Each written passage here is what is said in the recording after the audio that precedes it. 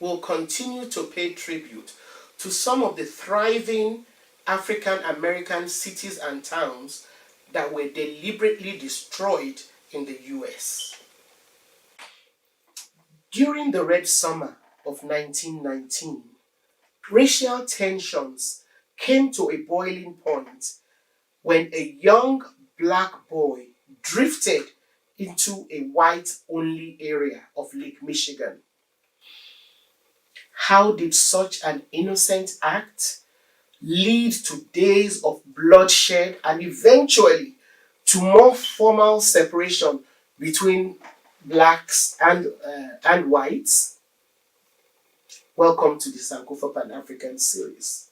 Please support us through Patreon and by buying me coffee so we can continue to bring you this series. Subscribe if you've not yet done so, and please turn on your notification button so you know when we have new episodes. Of course, share our videos with your contacts. By the end of the First World War, racial friction became intensified when large numbers of African Americans continued to migrate north in search of livelihoods which were blatantly denied them in the South. Most white people resented their moving in on their cities in the North to compete for work and housing.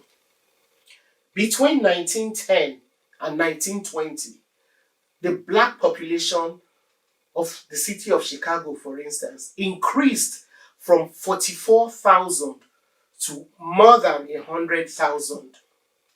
So, urban ghettos were overcrowding, and black veterans who had served their country to preserve democracy were not shy about demanding equality. The migrations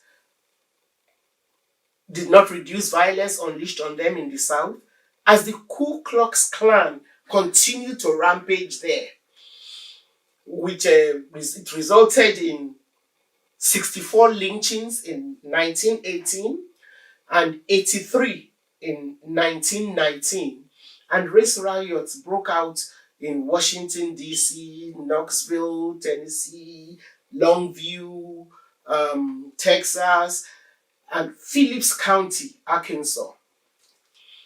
In the North, terrible race riots also erupted in Chicago and in Omaha, Nebraska. The Chicago riots broke out in July 1919 after a black teenager on a raft drifted into a swimming area that was unofficially designated as a whites-only area of Lake Michigan. He was stoned and deliberately drowned by a white man. Although his killing was by a white man was observed and reported, the police refused to arrest the white guy. The members of the black community at the beach got angry and fighting broke out. Very quickly, distorted rumors about the fight swept through the city, and sporadic fighting broke out between both races. The fight at the beach was simply like a match which ignited the already racially charged city, and racial violence which then lasted 13 days. At the end of it, although officially only 38 deaths were recorded, with 23 black and 15 whites killed, 1,000 black families were rendered homeless as a result of the riots. The riots also led to the city being more racially divided than it was before the outbreak of violence. It is believed that in the aftermath of World War I, during which an estimated 350,000 African Americans enlisted, there was a lot of tension between blacks and white Americans because the black people were determined to fight for their basic civil rights. The tensions reached a tipping point, leading to what most white newspapers declared as race riots, which broke out in over 2 dozen cities. However, most scholars agree that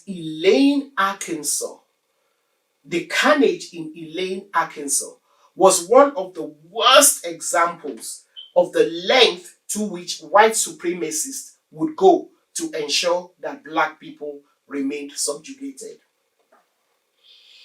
Now, Elaine was a typical southern rural town where slavery had only ended in name only. Black people remained enslaved through a system of sharecropping which forced black farmers, often including entire families with very young children, to work and produce crops through a process that was rigged to keep them enslaved by indebtedness. For several decades, the system went unchecked. However, during the fall of 1918, a black farmer in Arkansas decided to form a union to protect himself and his peers from the blatant exploitation by their white landowners. On the 9th of September 30th, 1919, some of the sharecroppers who had signed on to the union gathered in Phillips County in Arkansas to plan. Of course, they knew it was dangerous for them to congregate and plan for their basic rights. So, they had about 6 of them stand guard with rifles and shotguns in front of the door of the place where they were meeting. While the men were inside the meeting, a car filled with white guys arrived at the venue where the meeting was being held. Shots were exchanged between the men in the car and the men who had been placed as on sentry duty by the union members. And a white man was killed as a result of the exchange. The other white people who escaped quickly spread the rumor that the black sharecroppers had started an uprising and that they were out for white blood. The white community then gathered themselves, and before you knew it, the black people were under attack. The sharecroppers, looking to protect themselves, quickly formed self-defense groups. Unfortunately, by the following morning, under the supervision of the sheriff, Frank Kitchens, and his deputies, the carnage began really, seriously. Black people were shot indiscriminately, including women and children. Their houses were burnt. The black community, which had a number of veterans amongst them, tried to hold their own against the white mob. The mobs were not just killing and burning, but they were also looting their shops and taking black body parts, ears, fingers, as souvenirs. The mobs deliberately sought out prosperous black families to annihilate them. Within two days, 500 US troops were sent to quell the so-called black uprising.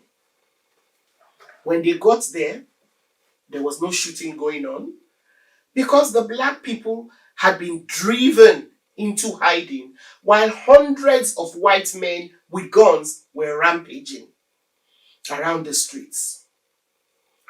One of the most tragic parts of this carnage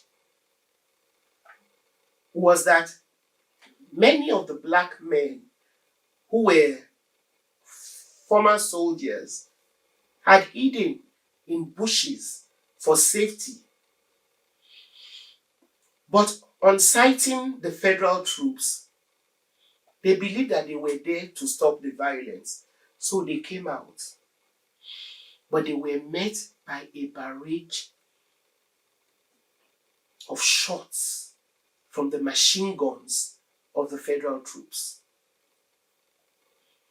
While hundreds of black men, women, and children were killed, only 5 white men lost their lives in that carnage. Hundreds of African Americans were rounded up and put in jail, and when the jail could no longer contain them, they locked them up in the schoolhouse.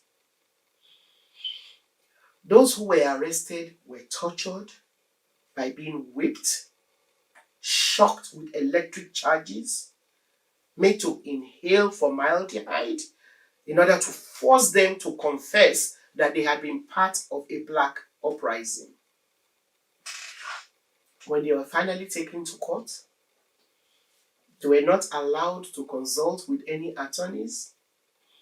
Many of them were indicted, and an all-white jury quickly convicted them to the cheers of the mobs that gathered outside the courthouse.